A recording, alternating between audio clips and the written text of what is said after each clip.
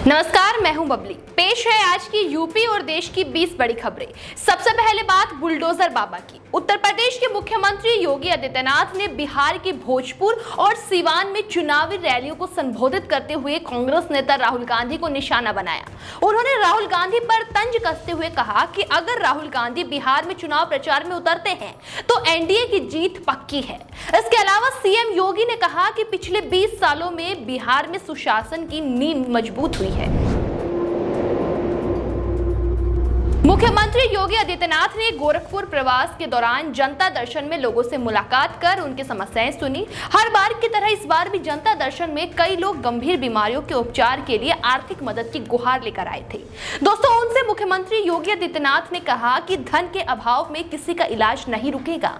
उन्होंने अधिकारियों को निर्देश दिए कि जो भी जरूरतमंद है प्रशासन उनके उच्च स्तरीय इलाज का एस्टीमेट शीघ्रता से बनवाकर उपलब्ध कराए। बिहार में चुनावी सरगर्मी के बीच प्रधानमंत्री नरेंद्र मोदी पटना में रोड शो करेंगे। इस हाई प्रोफाइल कार्यक्रम को लेकर प्रशासन ने कड़े सुरक्षा इंतजाम किए हैं। आपको बता दें, रोड शो के रूट पर 2000 से ज्यादा पुलिस बल तैनात किए गए हैं, जबकि ट्रैफिक रूट में भी बड़े बदलाव किए गए हैं ताकि भीड़ और सुरक्षा दोनों को नियंत्रित किया जा सके। इसके अलावा रोड शो समाप्त होने के बाद प्रधानमंत्री नरेंद्र मोदी पटना सिटी स्थित गुरुद्वारा जाएंगे। प्रधानमंत्री नरेंद्र मोदी ने नवा रायपुर में छत्तीसगढ़ के नए विधानसभा भवन का उद्घाटन किया। इस अवसर पर लोकसभा अध्यक्ष ओम बिरला और मुख्यमंत्री विष्णुदेव साय समेत कई गणमान्य व्यक्ति उपस्थित थे। आपको बता दें, प्रधानमंत्री नरेंद्र मोदी ने भगवान राम का जिक्र कर आतंकियों को लेकर बड़ा बयान दिया है। पीएम ने कहा है कि राम से राष्ट्र का एक अर्थ ये भी है कि मानवता विरोधी ताकतों का अंत। आज भारत आतंक के विनाश की प्रतिज्ञा करके आतंकियों की कमर तोड़ रहा है। भारत आज नक्सलवाद और माओवादी आतंक को भी समाप्त करने की तरफ में बढ़ रहा है। भारत आज अभूतपूर्व विजय के गर्व से भरा हुआ है। बिहार विधानसभा चुनाव के माहौल के बीच प्रधानमंत्री नरेंद्र मोदी की मुजफ्फरपुर यात्रा ने नई राजनीति चर्चा छेड़ दी है। दरअसल पीएम मोदी का हेलीकॉप्टर मुजफ्फरनगर में जब उतरा तो हजारों समर्थकों की भीड़ मोदी मोदी के नारों से गूंज उठी। आपको बता दें, तपती दोपहर में उमस भरे माहौल के बीच प्रधानमंत्री ने अपनी पहचान बन चुके मधुबनी प्रिंट वाले गमछे को लहराकर लोगों का अभिवादन किया, जिसकी वीडियो अब सोशल मीडिया पर बड़ी ही तेजी से वायरल हो रही है। बिहार में कानून व्यवस्था की स्थिति को लेकर बहुजन समाज पार्टी के प्रदेश प्रभारी अनिल कुमार ने हाल ही में आरा की घटना का हवाला देते हुए गंभीर चिंता व्यक्त की है। उन्होंने बताया कि आरा में एक कुशवाहा समाज के पिता और पुत्र को मारा गया, जो बहुत ही दुखद है। इनका कहना है कि हमने तो यही कहा है कि चुनाव आयोग को इसका संज्ञान लेने की जरूरत है और बिहार में जिस तरह से स्थितियां हैं, ऐसे में राष्ट्रपति शासन लागू होना चाहिए, क्योंकि यहाँ आम और आवाम बिल्कुल सुरक्षित नहीं है। बीजेपी सांसद प्रवीण खंडेलवाल ने दिल्ली का नाम बदलने की मांग उठाई है। इस सिलसिले में इन्होंने गृह मंत्री अमित शाह को पत्र लिखकर सुझाव देने का आग्रह किया है। दरअसल बीजेपी सांसद का कहना है कि दिल्ली का नाम बदल करके इंद्रप्रस्थ करना चाहिए, क्योंकि दिल्ली का इतिहास प्राचीन काल से जुड़ा हुआ है, पांडवों से जुड़ा हुआ है और खास करके इंद्रप्रस्थ नाम से जुड़ा हुआ है। तो वहीं दूसरी तरफ इन्होंने बिहार चुनाव को लेकर कहा है कि इतिहास इस बात का गवाह है कि पिछले कुछ सालों में पीएम मोदी के मार्गदर्शन में और सीएम नीतीश के नेतृत्व में बिहार में काफी ज्यादा विकास हुआ है। बिहार विधानसभा चुनाव 2025 से पहले गोरखपुर से बीजेपी सांसद रवि किशन को जान से मारने की धमकी मिली है।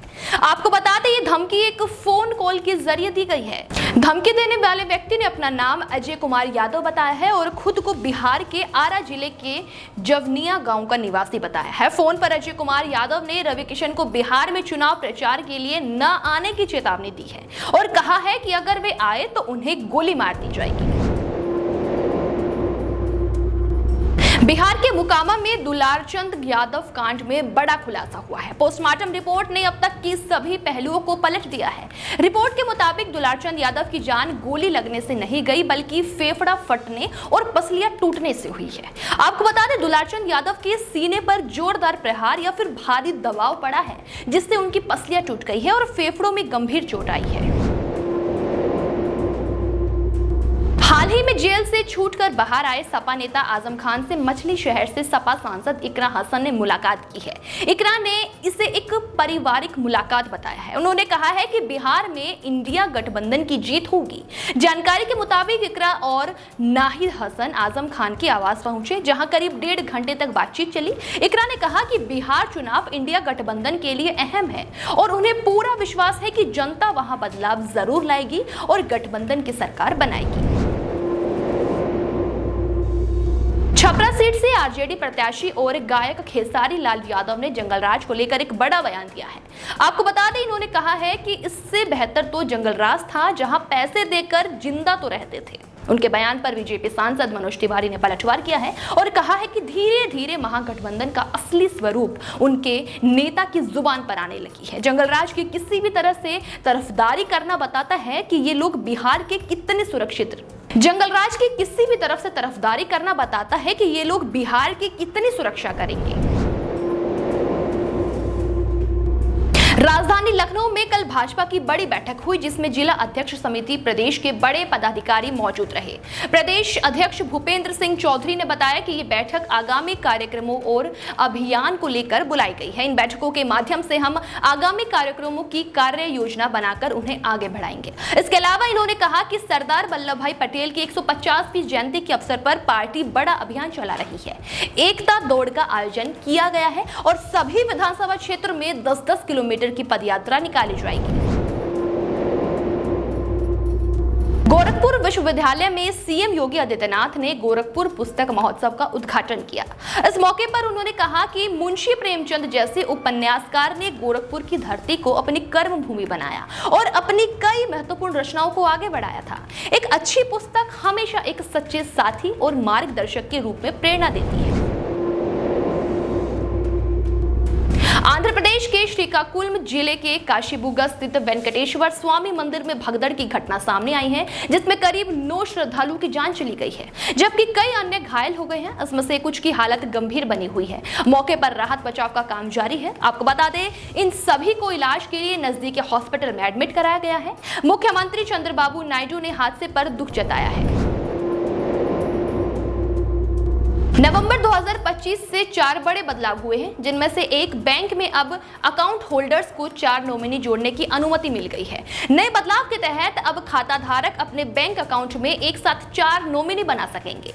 मंत्रालय की तरफ से कहा गया है कि ये चेंज बैंकिंग सिस्टम में क्लेम सेटलमेंट में पारदर्शिता और इसे आसान बनाने के उद्देश्य से किया जा रहा है। तो वहीं बच्चों के आधार कार्ड का बायोमेट्रिक अपडेट 1 साल तक फ्री रहेगा, जबकि बड़ों के लिए 125 रुपए चार्ज है।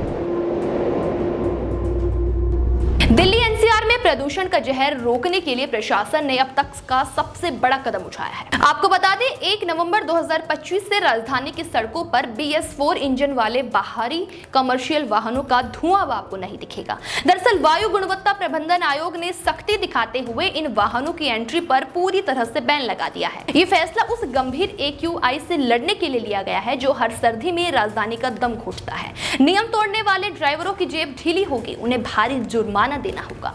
आपकी जानकारी के लिए बता दें कि दिल्ली परिवहन विभाग ने यह आदेश जारी कर दिया है, जो 1 नवंबर से लागू हो चुका है। इसे लेकर दिल्ली की सीमाओं पर परिवहन विभाग और दिल्ली ट्रैफिक पुलिस की टीम तैनात है। दुधवा टाइगर रिजर्व में एंट्री फीस बढ़ गई है। पर्यटन दरों में 5% का बदलाव हुआ है। दरअसल यूपी का दुधवा नेशनल पार्क शनिवार से पर्यटकों के लिए एक बार फिर से खुल गया है।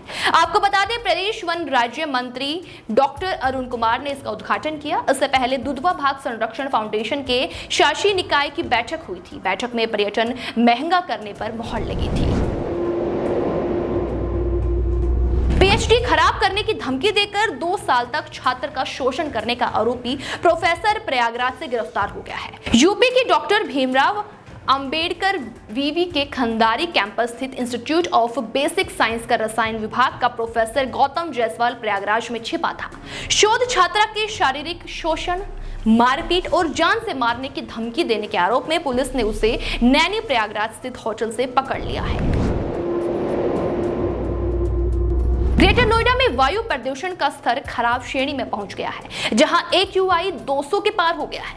इससे लोगों के स्वास्थ्य पर नकारात्मक असर पड़ रहा है। सूरजपुर जैसे क्षेत्रों में प्रदूषण लगातार बढ़ रहा है, जिससे धुंध की परत दिखाई दे रही है।